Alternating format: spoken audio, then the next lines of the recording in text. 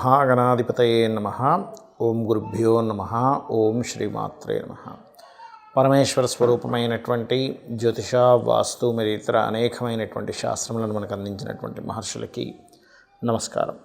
హయగ్రీవ హయగ్రీవ హయగ్రీవేతి యోపదేత్తస్స నిస్సరతే వాణి జనుకన్యా ప్రవాహవత్.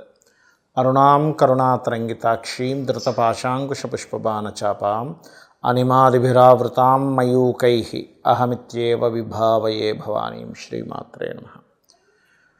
ప్రేక్షకులకి ఆ లలితాంబిక అమ్మవారి యొక్క అనుగ్రహం పరిపూర్ణంగా కలగాలని స్ఫూర్తిగా కోరుకుంటూ మనం ఈరోజు పక్ష ఫలితములు అంటే 16వ తేదీ నుంచి 31వ తేదీ వరకు ఉండేటువంటి గ్రహస్థితిని ఆధారంగా చేసుకొని ఏ లగ్నముల వారికి, లగ్నం తెలియని వారు రాశిని చూసుకోండి, వారికి ఏ విషయాల్లో చాలా బాగుంటుంది, మరియు ఏ విషయాల పట్ల జాగ్రత్త వహించాలి, ఎటువంటి పరిహార మార్గం చేసుకోవాలి. అది కాకుండా మనకి ఈ పక్ష ఫలితాల ఎండింగ్ నుంచి ఉగాది ప్రారంభమవుతుంది. ఉగాది నుంచి ఈ కొత్త సంవత్సరం శ్రీ విశ్వవసునామ సంవత్సరంలో అన్ని విధాలా బాగుండాలంటే ఏ నియమాలు పాటిస్తే అందరికీ బాగుంటుందనేటువంటి విషయాలు చెప్తుంది నేనైనప్పటికీ కూడా చెప్పిస్తుంది సాక్షాత్ లలితాంబవారిగా భావిస్తూ ఒక్కొక్క రాశి గురించి, ఒక్కొక్క లగ్నం గురించి తెలుసుకుందాం. సింహలగ్నము, సింహరాశి. సింహం వారికి కనుక చూసుకున్నట్లయితే ఈ పక్షంలో మీ యొక్క రాస్యాధిపతి అయినటువంటి రవి అష్టమంలో వెళ్ళి కూర్చున్నాడు ఒక 4 గ్రహాలతో ప్రస్తుతం. కాకపోతే ఈ 14వ తేదీ నుంచి ఆల్రెడీ అందులోకి వెళ్ళిపోయి 4 గ్రహాలతో ఉంటాడు. దాంతోపాటు మనకి ఎండింగ్ కల్లా షష్టగ్రహ కూటమి 29వ తేదీకి షష్టగ్రహ కూటమి ఏర్పడి దాని తర్వాత ఒక పంచగ్రహ కూటమిగా వెళ్తూ ఉంటుంది. బట్ ఎండింగ్ కల్లా మీకు షష్టగ్రహ కూటమి ఉంటుంది. అయితే దీనివల్ల కొత్త రీసెర్చ్లు మొదలవుతాయి. మరియు అదేవిధంగా మరొక విషయం ఏంటంటే ఈ ధనాధిపతి ధనాన్ని ఇచ్చేటువంటి కారకుడు బుధుడు మీకు శుక్రుడితో కలిసి న్యాచురల్ ధనాధిపతితో కలిసి వక్రించాడు. దీనివల్ల కొన్ని పార్ట్నర్స్ ద్వారా ధనం రావడం కానివ్వండి, అదేవిధంగా బిజినెస్లో కొంతవరకు ఇంప్రూవ్మెంట్స్ రావడం కానివ్వండి, ఇటువంటివన్నీ కూడా చూస్తారు. అలాగే మరొక విషయం ఏంటంటే సహోదరులతో లేదా కుటుంబ సభ్యులతో గతంలో ఏర్పడినటువంటి చిన్న మిస్అండర్స్టాండింగ్స్, మిస్కమ్యూనికేషన్స్ అనేవి ఈ పక్షంలో చాలా మటుకు తగ్గుతాయి. అలాగే మరొక విషయం ఏంటంటే ఇక్కడ ప్రాపర్టీస్ కోసం ఎవరైతే వెతుకుతూ ఉంటారో, చాలామంది చూడండి ఎంతో కాలంగా ప్రాపర్టీ కోసం వెతుకుతూ ఉంటారు. నాకు సరైనటువంటి ప్రాపర్టీ దొరకట్లేదని, నేను అనుకున్న సైజు, నేను అనుకున్నటువంటి అక్కడ ఉండే వాస్తు కావచ్చు, అక్కడ ఉండేటువంటి ఇంటీరియర్స్ కావచ్చు, అక్కడ ఉండే ఆ లొకేషన్ కావచ్చు, నాకు మ్యాచ్ అవ్వట్లేదు అంటూ ఉంటారు. అటువంటి వారికి ఈ వారం చాలా అనుకూలంగా ఉంది. ప్రాపర్టీస్ కొనుగోలు చేయడానికి కానివ్వండి, ప్రాపర్టీస్ పరంగా మీకు దొరకడానికి కానివ్వండి చాలా బాగుంది. ఇక సంతానం సంబంధించినటువంటి విషయంలో సంతానం కాస్త ఇంటి నుంచి దూరంగా ఏదైనా చదువు కోసం దూరంగా వెళ్ళేటువంటి యోగం చూపిస్తుంది. అదేవిధంగా కాస్త ఈ వివాహ సంబంధించినటువంటి విషయంలో కనుక చూసుకున్నట్లయితే కాస్త బంధువర్గం వారు లేనట్లయితే ఈ వివాహం విషయంలో కొంత ఘర్షణలు ఏర్పడి మొత్తం మీద బంధువర్గం వారి సపోర్ట్తో కానివ్వండి, బంధువర్గం వారి నుంచి ఏదైనా ఒక సంబంధం రావడం కానివ్వండి, అటువంటి యోగాలు ఎక్కువగా ఈ వారం మీకు ఉన్నాయి. ఇక్కడ ఏంటంటే సింహం వారికి సప్తమంలో ఎప్పుడైతే శని ఉన్నాడో, శని కాస్త స్లో చేస్తూ ఉంటాడు. వివాహ విషయాల్లో కావచ్చు, పార్ట్నర్స్తో కావచ్చు, స్లో మూమెంట్ నడుస్తూ ఉంటుంది. అది కాస్త చూసుకోవాలి. అలాగే దశమంలో గురువు ప్రత్యేకంగా సింహం వారికి ఇది ఉద్యోగ సంబంధించిన విషయంలో ఒకవైపు ఇంప్రూవ్మెంట్స్ ఇస్తూ, ఒకవైపు ఆల్ ఆఫ్ సడన్గా బికాజ్ ఆఫ్ అష్టమ స్థానంలో అధిక గ్రహాలు ఉన్నాయి కాబట్టి సడన్గా మార్పులను కూడా తెచ్చిపెడుతూ ఉంటుంది. ఇక మీరు ప్రత్యేకంగా ఈ యొక్క కేతువు ఎప్పుడైతే 2వ స్థానంలో ఉన్నాడో మీకు ఎటువంటి ధన సంబంధించినవి మీకు ప్రాప్తిస్తున్నప్పుడు మీరు ఖచ్చితంగా మీకు వచ్చిన ప్రతి అంటే సంపాదన విషయంలో మీకు వస్తున్న రూపాయి దగ్గర నుంచి ఎటువంటి ధనం వచ్చినా కూడా మీరు గణపతి దగ్గర ఆ యొక్క ధనాన్ని ఉంచి వాడుతూ ఉండండి. లేదా గణపతిని తలుచుకోండి. మీకు ఒక రూపాయి వచ్చింది, అది ఆన్లైన్లో ఉంటుంది ఒక్కోసారి. స్వామి నీ వల్లే వచ్చిందని తలుచుకున్నప్పుడు 2వ స్థానంలో ఉండేటువంటి కేతువు యొక్క ప్రభావం ఎక్కువగా పడదు, గుర్తుపెట్టుకోండి. అలాగే మరొక విషయం ఏంటంటే ఇక్కడ ఈ యొక్క పక్షంలో కాస్త మన రియల్ ఎస్టేట్ రంగాల వారికి, వ్యవసాయం చేసేటువంటి వారికి, రైతులకి చాలా లాభదాయకంగా ఉంటుంది. ఇక మీరు చేయవలసినటువంటి దేవతా ఆరాధన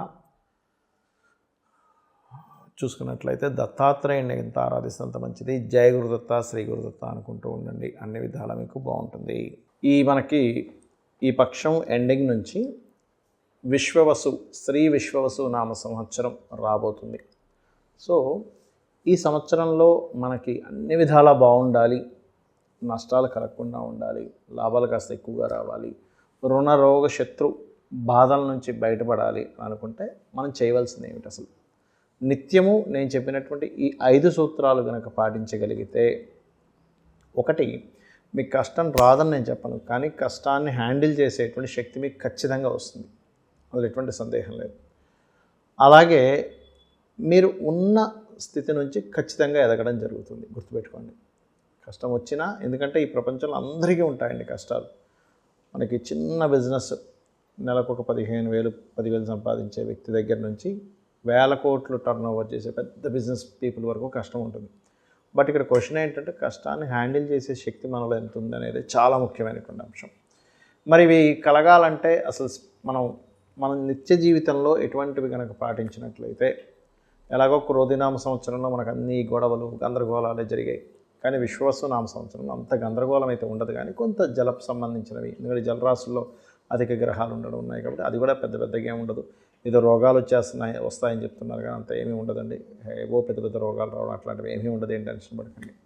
అయితే ఇక్కడ మీరు పాటించవలసినవి ఏంటో చెప్తాను నేను మీకు గనక చక్కగా సమయం ఉంది, లేదా సమయం చేసుకోనైనా రోజు ఒక్క 10 నిమిషాలు, ఎక్కువ సమయం అక్కర్లేదు, ఒక్క 10 నిమిషాలు భగవంతుడి ముందున కూర్చొని మీ ఇష్టదైవాన్ని పంచోపచార పూజ ఎలాగో చేస్తాం. పంచోపచార పూజ అంటే గంధము, పుష్పము, ధూపము, దీపము, నైవేద్యం. ఈ పంచోపచార పూజతో పాటు కాసేపు ఒక్క 10 నిమిషాలు అలాగా శ్రీమాత్రే నమః, లేదా మీ ఇష్టదైవాన్ని ఎవరినైనా అలా తలుచుకోండి. అది ఎలా అంటే ఎంతో ప్రేమగా, మరొకటేం లేదు. అంటే ఇలా చేయడం వల్ల ఏమవుతుందంటే, మీకు ఫస్ట్ పాయింట్ నెంబర్ 1, మీరు ఏదైతే హ్యాండిల్ చేయలేము, ఇది చాలా కష్టంగా ఉంది అని అనుకునేటువంటిది మీరు చాలా ఈజీగా డీల్ చేయగలుగుతారు. కారణం, మీరు ఎప్పుడైతే కంటిన్యూస్గా మార్నింగ్ అండ్ ఈవినింగ్ ఒక 10 నిమిషాలు 15 నిమిషాలైనా సరే ధ్యానం చేయగలుగుతారు, ఒక నామస్మరణం చేయగలుగుతారు, ఖచ్చితంగా మీకు చాలా చిన్న విషయంగా కనిపించడం స్టార్ట్ అవుతుంది. ఒకటి. ఇక రెండవది, మీకు దగ్గరలో ఏదైనా ఆలయం ఉన్నట్లయితే క్రమం తప్పకుండా రోజు వెళ్ళండి. మీ ఇష్టదైవ ఆలయం, ఆంజనేయ స్వామి కావచ్చు, సుబ్రహ్మణ్య స్వామి కావచ్చు, ఏదైనా కానీ. ఇంకొకటి, రోజు వెళ్ళగలిగితే గోశాలకు వెళ్తే ఇంకా మంచిది. కనీసం వారానికి ఒక్కసారైనా కర్మకారకుడైనటువంటి శని భగవానుడికి సంబంధించిన రోజు శనివారం నాడు కనీసం వెళ్ళండి. అయితే ఇందులో ఒక్కొక్కరు ఒక్కో రోజు వెళ్ళడం అనేటువంటిది చాలా మంచి ఫలితం ఇస్తుంది. ఎలాగా అంటే, మీకు ప్రమోషన్స్ రావాలి, పేరు ప్రఖ్యాతలు రావాలి, ఆదివారం వెళ్ళి గోవుకి చక్కగా గోధుమ రవ్వ తినిపించండి. అలా కదండి, మనసు ఎప్పుడు బాగుండట్లేదు, గోశాలకు వెళ్ళి ముల్లంగి తినిపించండి సోమవారం నాడు. మాటిమాటికి గొడవలు అవుతున్నాయండి, అది భార్యాభర్తల గొడవలు కావచ్చు, చుట్టుపక్కల ఉండే వాళ్ళతో కావచ్చు, బిజినెస్లో కావచ్చు, ఎక్కువ అవుతున్నాయి, ఘర్షణాత్మకంగా ఉంటుంది అనుకునేటువంటి వారు కాస్త క్యారెట్స్, బెల్లము కలిపి తినిపించండి మంగళవారం నాడు. అదేవిధంగా వ్యాపార అభివృద్ధి కోసం బుధవారం నాడు వెళ్ళి గోంగూర పెట్టండి, అక్కడే కూర్చొని విష్ణు సహస్రనామాలు చదవండి. లేదా ఓం ఇంద్రగోప పరిక్షిప్త స్మరతోనా భజంగికాయే నమః అనే మంత్రం చేయండి. గురువారం నాడు కనుక చూసుకున్నట్లయితే, మీరు ఏదైనా సంతానం కోసం తప్పిస్తున్నాము, లేనట్లయితే కొంత గురుబలం తగ్గిందని బాధపడుతున్నాము అనుకునేటువంటి వారు గురువారం నాడు వెళ్ళి అరటికాయలు తినిపించండి.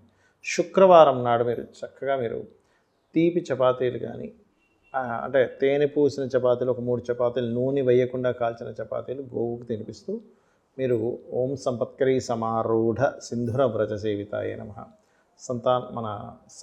సంపాదన అంటే ధనం కోసం ఇబ్బంది పడుతున్నాము, సంపాదన సంబంధించినటువంటి ఇబ్బందులు ఉన్నాయనుకునేటువంటి వారు అలా చేయొచ్చు.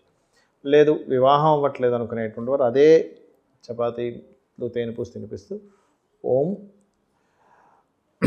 కామేశబద్ధ మాంగళ్య సూత్రశోభిత కందరాయే నమః అనే మంత్రం చేసుకోవచ్చు. సంపద కోసం ఏంటంటే ఓం సంపత్కరీ సమారూఢ సింధుర వ్రజ సేవితాయే నమః. ఇక బాగా హెల్త్ ఇష్యూస్ ఉన్నాయి, ఏమి చేసినా ముందుకు కదలట్లేదు అనుకునేటువంటి వారు శనివారం పిడికెడు బెల్లం గోవు పెట్టండి. అదే శనివారం ఎక్కువగా అంటే భయాలు ఉన్నాయి, మాకు ఏదో జరిగిపోతుందని భయం ఉంది అనుకునేటువంటి వారు వడమాలని ఆంజనేయ స్వామికి సమర్పించండి. వడలతో చేసిన మాల. ప్రతిదీ ఆటంకం అవుతుంది అనుకునేటువంటి వారు గోవుకి మంగళవారం నాడు గ్రాసము తినిపించండి. లేదా గోశాలలో కూర్చొని ఓం దుమ్ దుర్గాయ నమః అనే నామం చేసినా కూడా మీకు ఉండేటువంటి భయాలు పోతాయి. భయం అనే మబ్బు తొలగిపోతే కానీ మనకు ధైర్యం రాదు, గుర్తుపెట్టుకోండి. లేదు ఇంకా ఎక్కువ భయం ఉందనుకునేటువంటి వారు దుర్గానామంతో పాటు ఓం కనకాంగద కేయూర కమనీయ భుజాన్వితాయై నమః అనే మంత్రం చేయండి. ఖచ్చితంగా మీకు ఫలితం అనేటువంటిది వచ్చి తీరుతుంది.